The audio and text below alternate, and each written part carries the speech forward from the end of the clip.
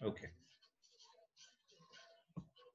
तो कल हमने ये टॉपिक की शुरुआत की थी 4.4 एथिक्स इन अ बिजनेस। अब ऐसा शुरुआत किया था कि बिजनेस है ना वो सोसाइटी का बना है, तो सोसाइटी के जो नियम है वो बिजनेस को लगेंगे ही लगेंगे। ठीक है, ये एंड्रू क्रेन जो थे उन्होंने 4 सीढ़ियां बताई थी कि भाई सबसे पहले इंडिविजुअल एथिक्स आते हैं। इंडिविजुअल्स के बेस पे समाज that is society ethics, sorry Andrew ethics नहीं बताया था, पहले पैराग्राफ में ये था कि सबसे पहले इंडिविजुअल एथिक्स आता है। इंडिविजुअल एथिक्स के बेस पे सोसाइटी बनती है और सोसाइटी में से ये बिजनेस हाउसेस एथिक्स उठाते हैं और उसको हम क्या बोलते हैं, कॉर्पोरेट वैल्यूज। एंड्रू क्रेन बता रहे थे कि business ethics is the study of business situation, activities and decisions where issues of rights and wrongs are discussed। ये है ना मैच मेकिंग में आएगा आपको, ये जो एंड्रू क्रेन वगैरह जो नाम लिखे हैं वो सब। फिर है रेमंड सी बॉमहार्ट करके एक आदमी था, ठीक है, और उसने भी कुछ बताया था। तो क्या बताया था उन्होंने, तो देखो अलग अलग लोग अलग अलग बताते हैं। पहला बताया था ये एंड्रू क्रेन ने कुछ, तो इसको जरा याद रखना। फिर दूसरा बताया था ये रेमंड जे बॉमहार्ट ने। अब उसने क्या बताया था, तो उसको भी मैं राउंड कर देता हूँ, इधर एक्सप्लेन कर देता हूँ एक बार। उन्होंने बताया था कि the ethics of business is the ethics of responsibility. The businessman must promise that he will not harm knowingly. फिर आगे जाके एक और एडम स्मिथ का नाम आया था, देखो एडम स्मिथ।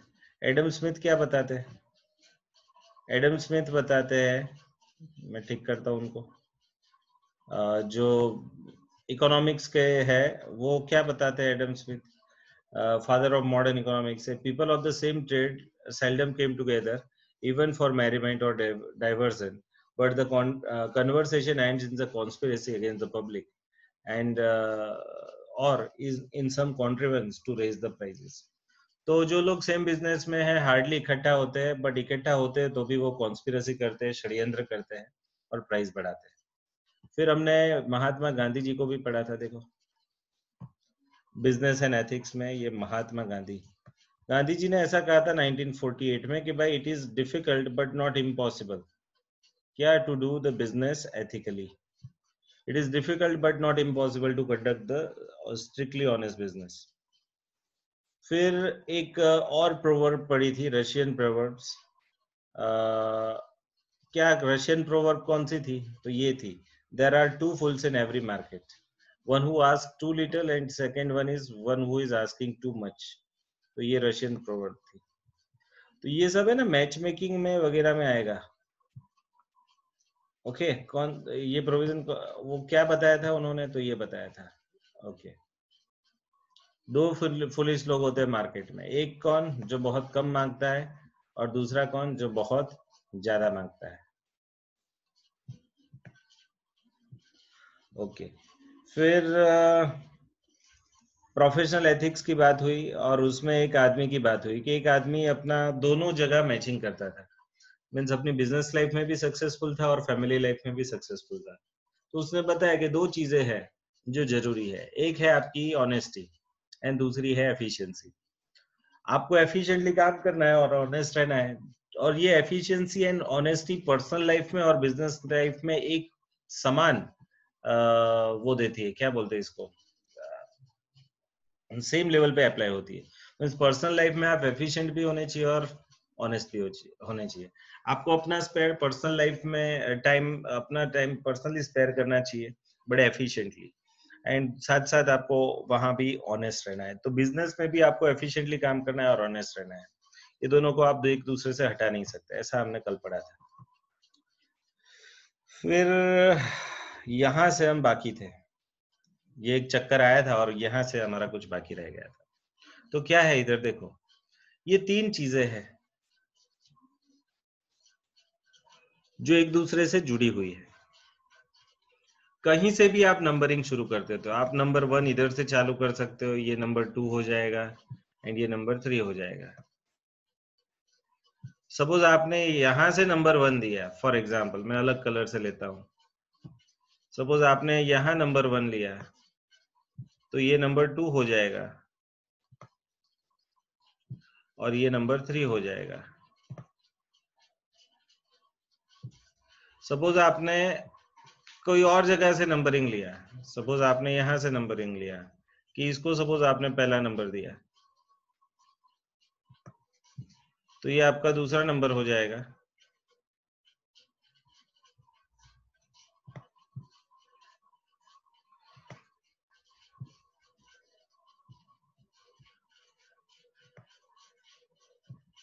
और ये आपका तीसरा नंबर हो जाएगा। मीन्स कुछ भी आप ले सकते हो, टेंशन नहीं है, कहीं से भी ये चक्कर चालू कर सकते हो, बट है ना ये तीनों का एक दूसरे से साथ जुड़ा रहना बड़ा इंपॉर्टेंट है। आप देखो, आप में कॉम्पिटेंसी होगी एंड कैरेक्टर होगा तो आपको कॉम्पनसेशन मिलेगा। दूसरा, अगर आपको कॉम्पनसेशन मिलेगा और आपका कैरेक्टर होगा तो आप अपनी कॉम्पिटेंसी बढ़ाओगे, या फिर आपके अंदर कैरेक्टर भी है एंड कॉम्पनसेशन भी मिलता है तो आप अपनी कॉम्पिटेंसी बढ़ाओगे। मीन्स कोई भी दो पकड़ लो, तीसरा आ जाएगा। मीन्स कॉम्पनसेशन मिल रहा है और कॉम्पिटेंट भी हो तो आप अपना कैरेक्टर अच्छा करोगे। अगर आप में कॉम्पिटेंसी भी है और कैरेक्टर भी है तो आपको अच्छा कॉम्पनसेशन मिलेगा। आपका कैरेक्टर भी अच्छा है, कॉम्पनसेशन भी अच्छा है, तो आप अपनी कॉम्पिटेंसी को बाहर लाओगे। तो ये तीनों एक दूसरे से जुड़े हुए हैं। अब क्या है इसमें आगे लिखा है, देखो, business ethics thus professionally adheres a code of conduct that is in accordance with the normative principles। एक मिनट चालू रखना, मैं आता हूं। एक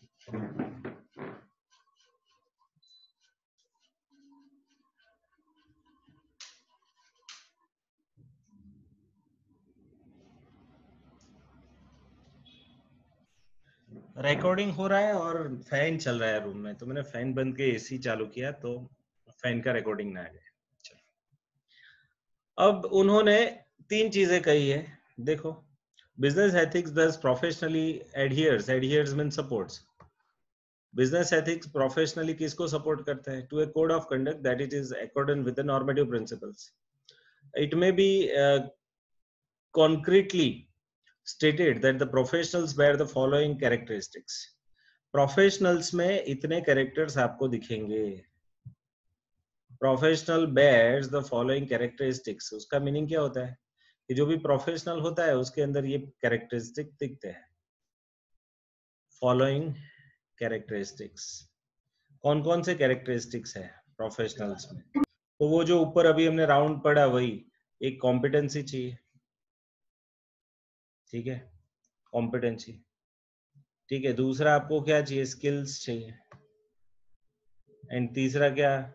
आपको कॉम्पनसेशन, है ना, ये दिखेगा। कोई भी प्रोफेशनल होगा ना उसमें ये तीन चीजें होगी, वो कॉम्पिटेंट भी होगा, उसके अंदर प्रोफेशनल स्किल्स मींस जिसको आप कैरेक्टर भी बोलते हो वो भी होगा, एंड उसको अच्छा कॉम्पनसेशन भी मिलता होगा। And 3 P's are substantially in a business। These 3 P's of sustainability in a business। Business में अगर आपको सस्टेनेबिलिटी चाहिए मीन्स कंटिन्यूटी चाहिए तो आपको ये 3 P रखने चाहिए अपने पास। अब कौन से P है? पहला P ये रहा, फिर ये दूसरा P है, एंड तीसरा P ये रहा। बिजनेस कंटिन्यू करना है तो आपको पीपल, आपको प्लेनेट एंड आपको प्रॉफिट, ये तीन का केयर करना पड़ेगा। सर समझाओ। पीपल का मीनिंग होता है कि आपको बिजनेस में ना सोशल वैल्यूज रखनी है। People are covered under the social title, तो आपको एम्प्लॉइज, कस्टमर्स, जनरल पीपल सभी के साथ अच्छा बिहेवियर करना पड़ेगा। फिर प्लेनेट, प्लेनेट का एक दूसरा मीनिंग होता है एनवायरनमेंट। प्लेनेट मीन्स हमारा अर्थ इज अ प्लेनेट, तो उसमें हमको एनवायरनमेंट की भी केयर करनी है। मीन्स अगर आपको बिजनेस कंटिन्यू रखना है लॉन्ग टाइम के लिए तो आपको प्लेनेट का भी ध्यान रखना पड़ेगा। एंड तीसरा है प्रॉफिट। प्रॉफिट को क्या बोलते हैं? Return on investment. तो आपको धंधा करते समय आपको अच्छा रिटर्न मिला है कि नहीं, प्रॉफिट मिला है कि नहीं, उसका भी ध्यान रखना है। A balance is to be made in all of the three above। ये तीनों का बैलेंस जरूरी है। मीन्स अगर आप बहुत ज्यादा लोगों की ही केयर रखोगे बट एनवायरनमेंट की नहीं रखोगे और सपोज प्रॉफिट का नहीं रखोगे तो भी बिजनेस नहीं चला पाओगे। सपोज आप एनवायरनमेंट का और प्रॉफिट का ही केयर रखते हो तो लोगों का मीन्स पीपल का केयर नहीं रख पाओगे। अगर आप पीपल और प्लेनेट का ही देखते हो तो आप प्रॉफिट नहीं देख पाओगे। तो तीनों में बैलेंस होना जरूरी है। Business will not sustain in long run if any of the this 3 P is ignored. Means ये तीन में से कोई भी पी इग्नोर हुआ तो आपका बिजनेस लॉन्ग टर्म नहीं चलेगा। ठीक है, business will not sustain in the long run if any of the above P is ignored all together. Means पूरा इग्नोरेंस किया ये पी का तो आपका बिजनेस लॉन्ग टर्म नहीं चलेगा। तो यहाँ आपका ये लास्ट टॉपिक अब आ गया है, उससे पहले का सब खत्म हो गया है। एंड ये लास्ट टॉपिक अब हम शुरू करते हैं जिसका नाम है नीड फॉर बिजनेस एथिक्स। ये टॉपिक का नाम क्या है? Need for business ethics. बड़ा इंपॉर्टेंट क्वेश्चन है, बिजनेस में एथिक्स की जरूरत क्या है? तो देखो, business ethics is currently a very prominent business topic. Prominent means important business topic. Prominent का मीनिंग क्या है? Important business topic. And the debates and dilemmas surrounding business ethics have attracted the enormous amount of attention from the different quarters of the business. Quarters का इधर meaning क्या है? Parts. Quarters का इधर meaning क्या है? पार्ट।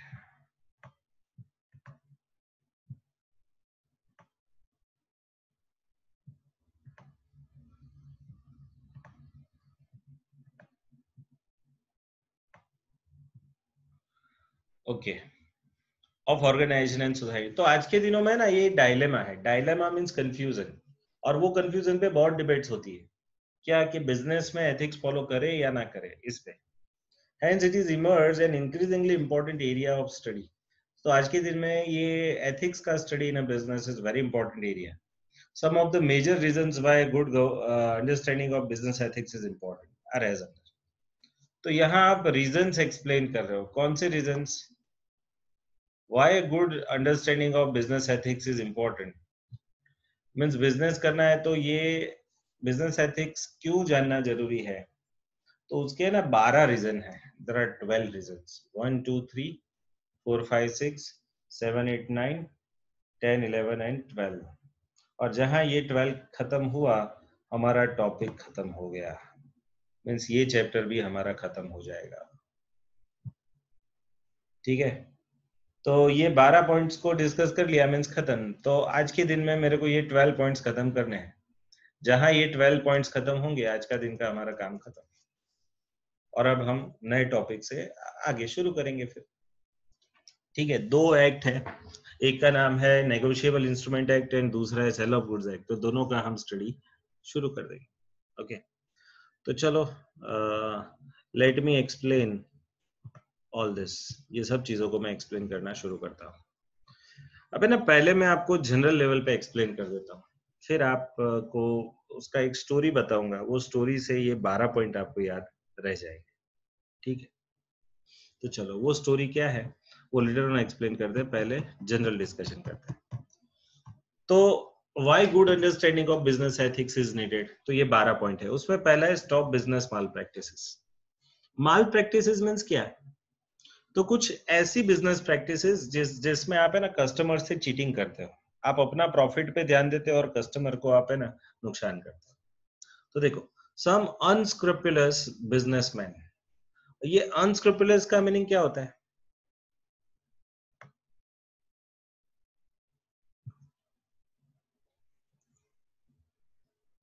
तो हम बुरे लोग ऐसा बोल सकते हैं। अनस्क्रुपुलस मींस क्या? बुरे लोग, बुरे businessman do business malpractices. तो वो लोग, बुरे लोग क्या करते हैं? Malpractices. Malpractices means wrong activities in a business. अब क्या क्या है such unfair trade practices means? ये माल प्रैक्टिसेस क्या क्या है उनकी?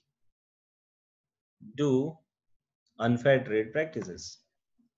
तो कौन कौन सी अनफेयर ट्रेड प्रैक्टिसेस है? अब उसके उदाहरण दिए हैं उन्होंने।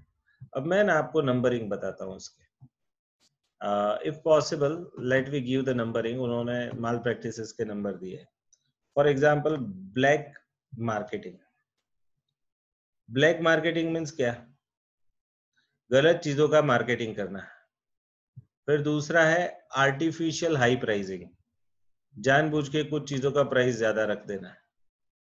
फिर तीसरा है एडल्टरेशन। एडल्टरेशन का मीनिंग होता है भेड़सेड़ करना, मीन्स चीजों का अच्छी क्वालिटी और बुरी क्वालिटी को मर्ज करके वो सब अच्छी क्वालिटी का है ऐसा बोल के बेचना। फिर चौथा है चीटिंग इन वेट। ये क्या होता है, आप है ना गुड्स देते हो बट सही वजन से नहीं देते हो, कम वजन के गुड्स देते हो, तो चीटिंग इन वेट्स। फिर पांचवा है सेलिंग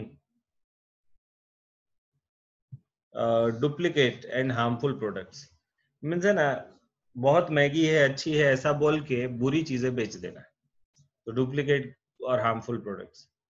फिर है होर्डिंग। होर्डिंग को क्या बोलते हैं, संग्रहखोरी, मीन्स कलेक्शन करके रख देने का गुड्स का और है ना मार्केट में आने ही नहीं देने का, जिससे क्या होगा कि वो चीज का मार्केट में से सप्लाई कम हो जाएगा, और मार्केट में सप्लाई कम हो जाएगा तब प्राइस बढ़ेगी, जब प्राइस बढ़ जाएगी तब मार्केट में लाओगे, तो उसको होर्डिंग बोलते हैं, होर्डिंग संग्रहखोरी। फिर है फॉल्स क्लेम। ये फॉल्स क्लेम क्या होता है, आप है ना गुड्स के बारे में कुछ ज्यादा ही बोलते हो, अरे यार ये लोगे तो आप है ना एक दिन में ठीक हो जाओगे। अब these are the false claim, कभी भी कुछ नहीं होता, बट आप करते हो ऐसा, तो that is a mall practice. फिर है representation about their products, means कभी कभी ये फॉल्स क्लेम को ही ऐसा बोलते हैं कि representation about their products, means हर एक आदमी है ना अपने प्रोडक्ट का तो क्लेम बहुत ही ज्यादा ही करता है कि यस मेरे जैसा कोई नहीं, बट ऐसा होता नहीं है।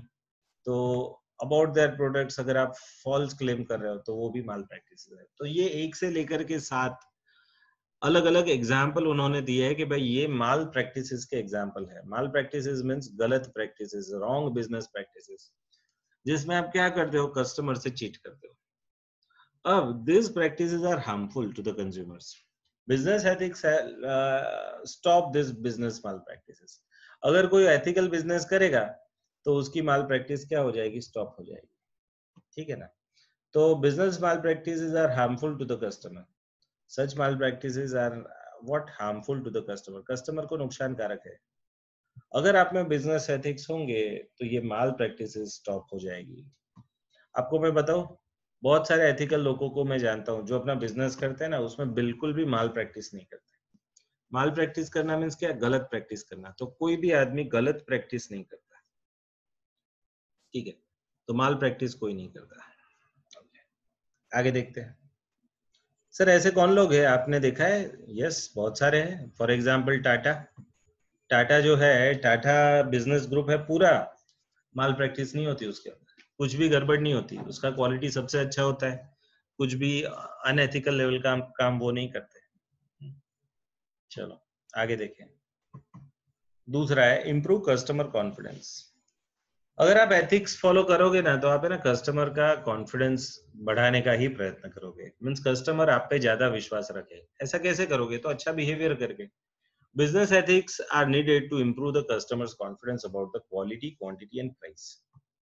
कस्टमर को ये तीन चीजों में है ना सेलर का कॉन्फिडेंस चाहिए, भाई सेलर ये तीन चीजें अच्छी दे, कौन सी, तो अच्छी क्वालिटी के गुड्स दे, अच्छी क्वांटिटी दे और कम प्राइस में बेचे।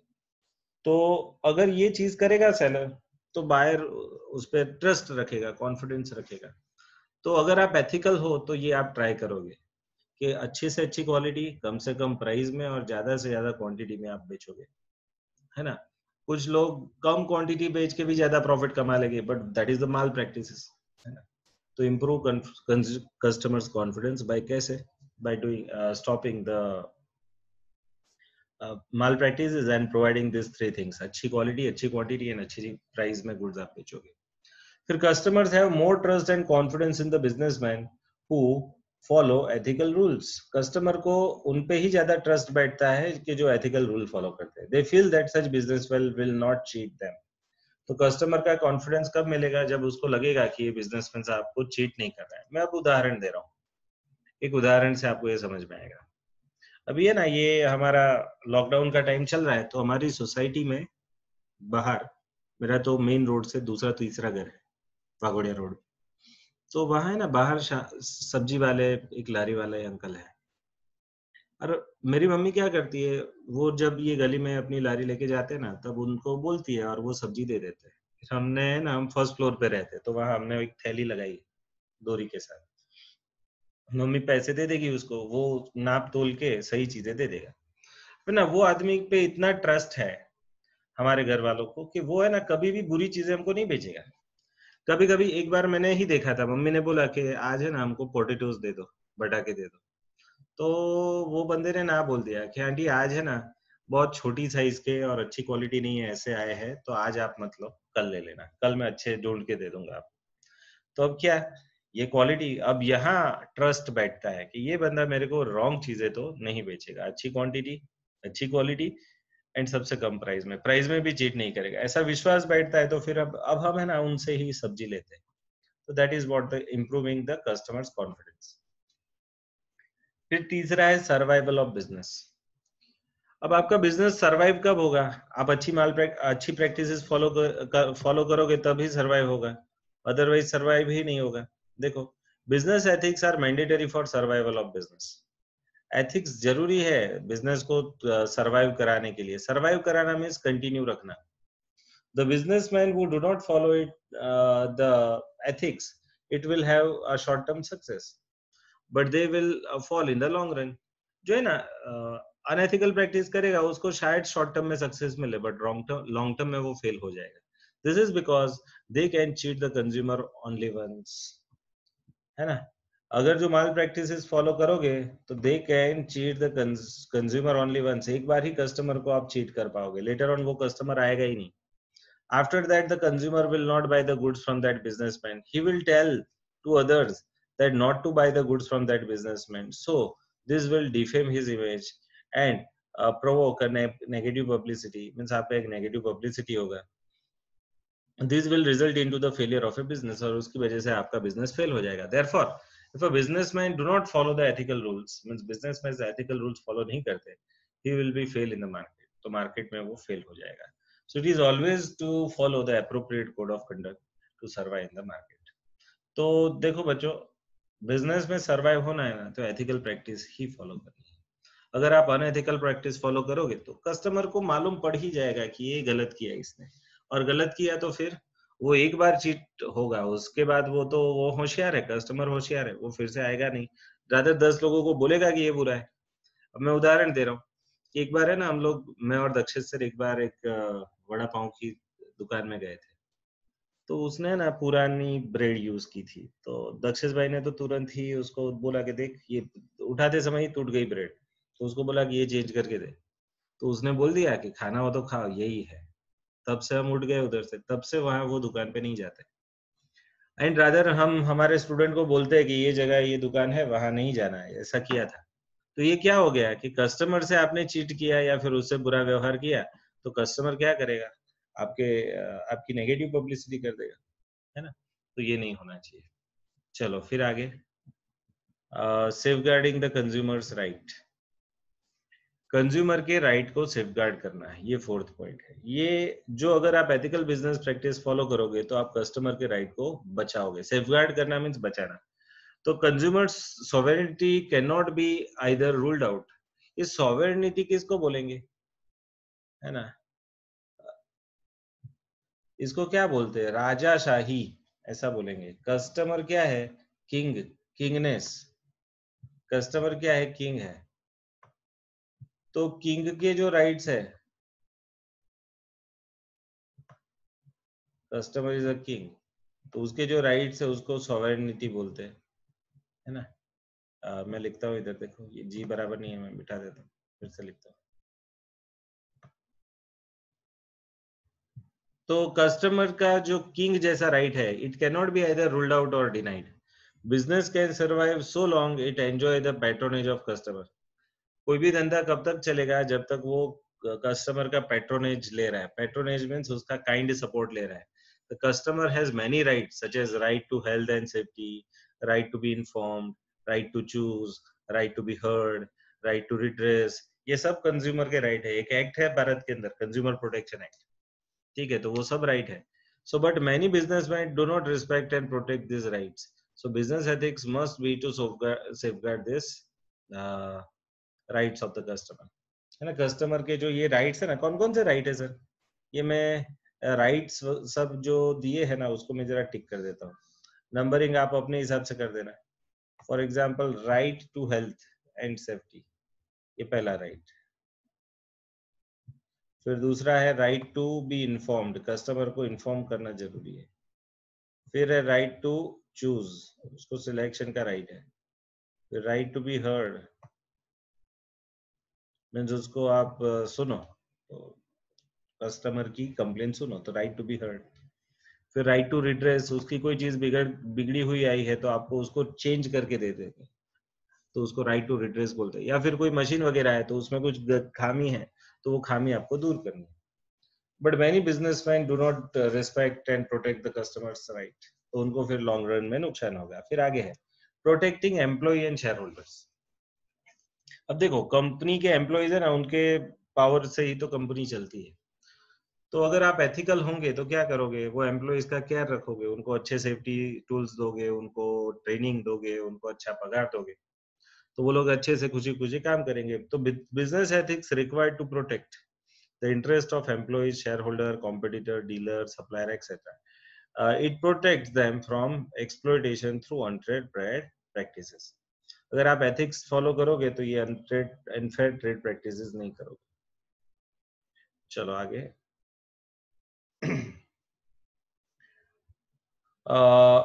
Develop the good relations. अब अगर आपका एथिकल बिहेवियर अच्छा है तो आपके आपके कस्टमर से संबंध कैसे बनेंगे, तो बहुत अच्छे बनेंगे, और वो संबंध हमेशा ग्रो होते जाएंगे। तो it develop the good relationship. तो business ethics are important to develop the good and friendly relationship between the business and society. तो ये गुड रिलेशनशिप किसके बीच में होना चाहिए, बिजनेसमैन एंड सोसाइटी के बीच में। This will result into regular supply of good quality goods and services at a very low price. I will be I will also it will also result into the profits from the business, thereby result in the growth of the economy. तो सीधी सीधी बात है, customer को आप खुश रखो, वो खुश रहेगा, आपसे गुड्स बाय करेगा, गुड्स बाय करेगा, इकोनॉमी डेवलप होगी, ठीक है ना। आगे है क्रिएट गुड इमेज। धंधे में आपका इमेज है ना अच्छा होना चाहिए। कभी कभी आपका है ना पूरा बिजनेस आपके इमेज के बेस पे होता है। अगर आपका एक बार इमेज बिगड़ गया तो कोई भी लेवल पे होंगे आपको कोई सपोर्ट करेगा नहीं। तो देखो create good image, business ethics create a good image.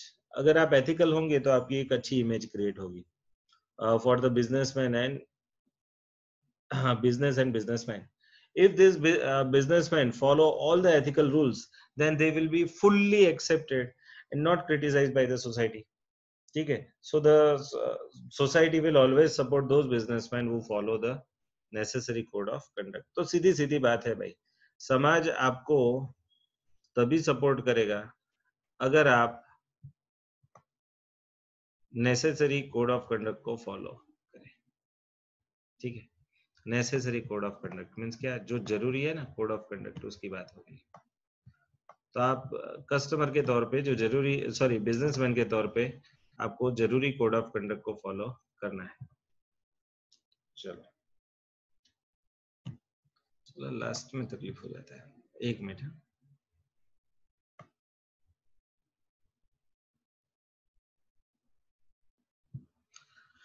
चलो स्मूथ फंक्शनिंग, अगर आपको बिजनेस का फंक्शनिंग स्मूथ रखना है तो भी आपको ये एथिकल प्रैक्टिसेस फॉलो करनी चाहिए।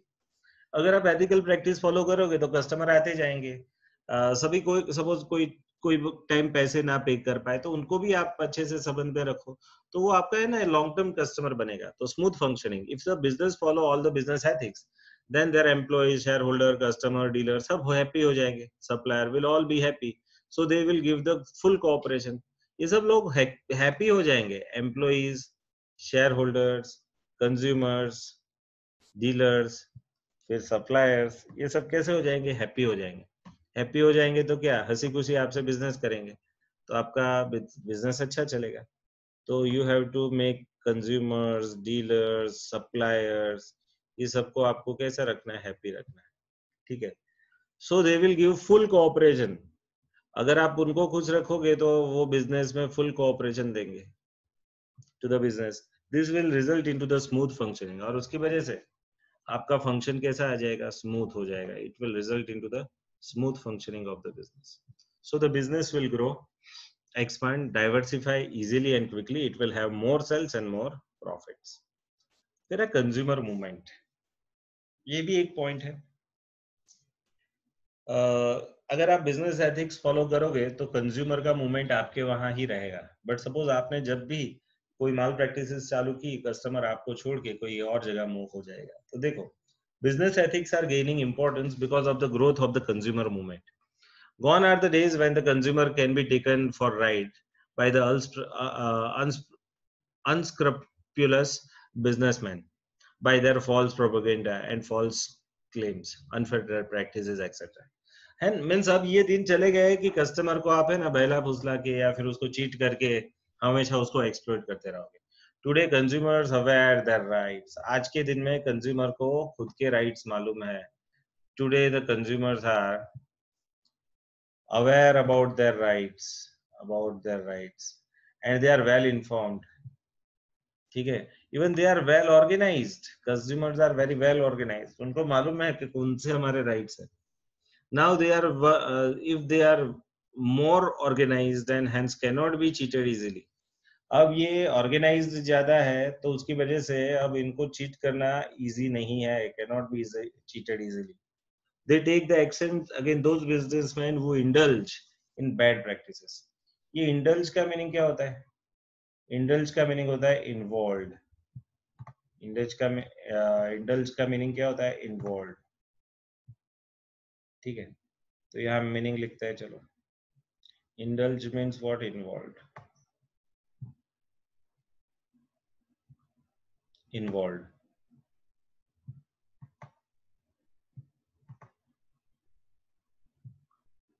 Involved.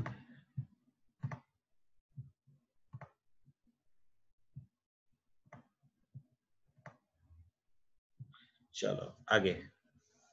They boycott the poor quality. Customer क्या करेंगे? They will boycott the poor quality. Poor quality होगी आपके goods की, या फिर आपके गुड्स हार्मफुल निकले, या फिर आपके प्रोडक्ट हाई प्राइस होंगे, या आपके गुड्स डुप्लीकेट निकले. डुप्लीकेट कोई काउंटरफिट बोलते हैं.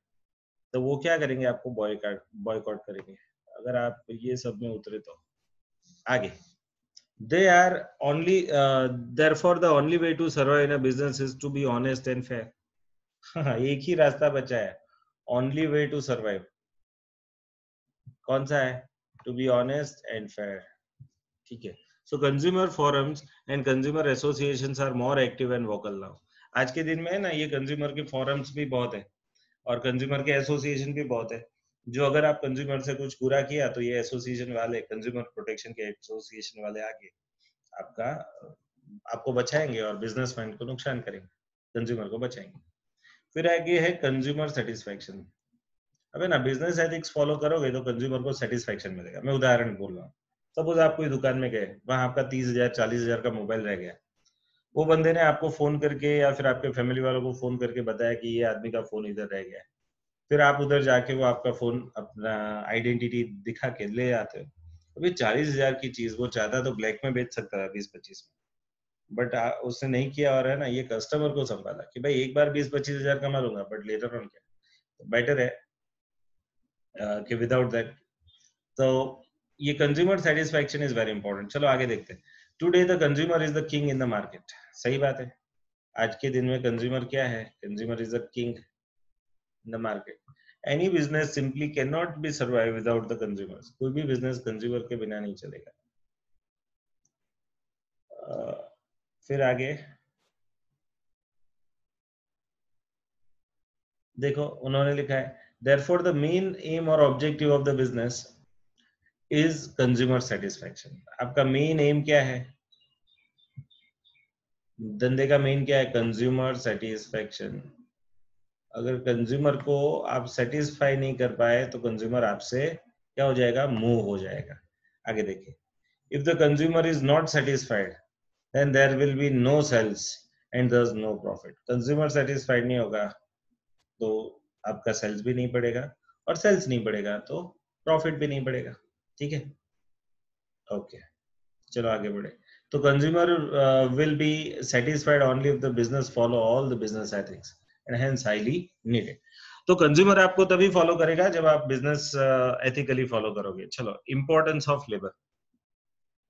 हमको ये लेबर का भी इंपॉर्टेंस समझना है। आपको मालूम है कोई भी बिजनेस हो ना, वो लेबर के बिना नहीं चल पाएगा। इफ यू आर क्या बोलते हैं उसको, कि if you are not properly behaving with your workers, तो कस्टमर्स सॉरी वर्कर्स आपके वहाँ एफिशिएंटली काम नहीं करेंगे। एफिशिएंटली काम नहीं करेंगे तो गुड्स की क्वालिटी अच्छी नहीं आएगी। क्वालिटी अच्छी नहीं आएगी तो क्या होगा, तो फिर कस्टमर डिससेटिस्फाइड होगा, तो यहाँ तो आपका धंधा कटेगा। तो ये नहीं होने के लिए आपको क्या करना चाहिए, तो आपको ये काम करना चाहिए, कस्टमर को खुश रखना चाहिए। तो इम्पोर्टेंस सॉरी लेबर को खुश रखना चाहिए। क्या है इम्पोर्टेंस ऑफ लेबर? देखो, लेबर दैट इज एम्प्लॉइज और workers play a very crucial role in the success of business. Employees का रोल बहुत ही इंपॉर्टेंट है, प्ले वेरी क्रूशियल रोल किसमें, in the success of a business. Therefore, the business must be actually businessman होना चाहिए इधर। यहाँ है ना, आप ऐड कर दो, तो यहाँ आप मैन लिख दो।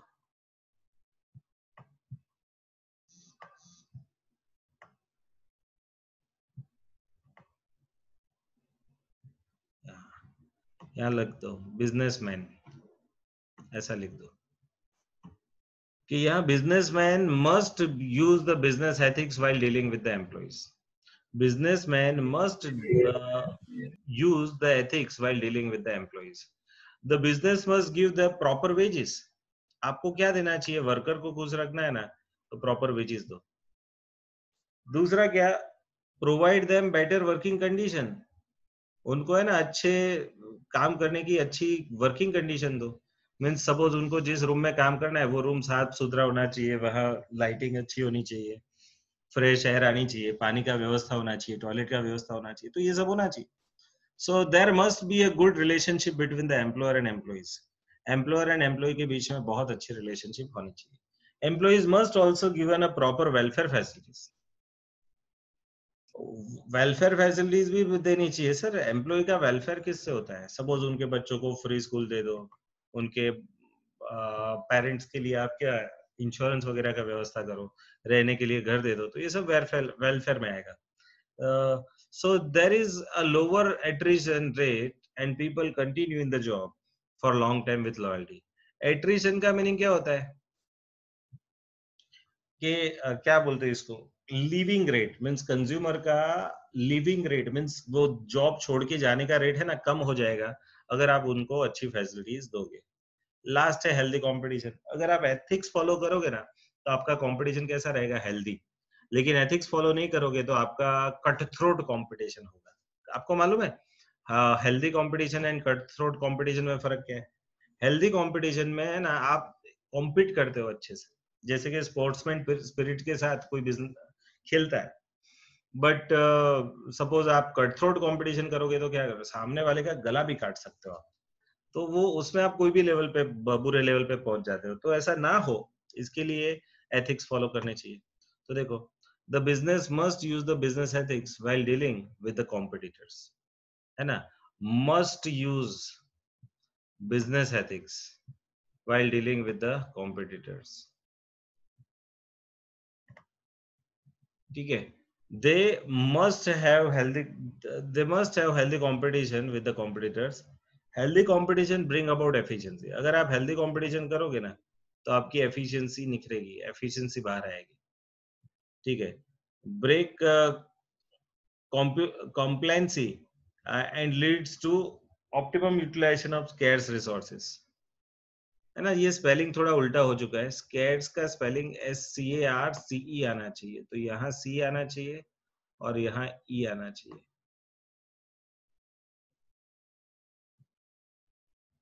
ठीक है, तो अगर आप कंपटीशन में अच्छे से काम करोगे तो आपके रिसोर्सेज का आप बेस्ट यूज कर पाओगे। तो it is always welcome, healthy competition is always welcome. So there must not do the cut throat competition. आपको क्या नहीं करना है, गला का आप हरीफाई नहीं करना है कि कंपटीशन में आप किसी को मार डालो, ऐसा नहीं करना है।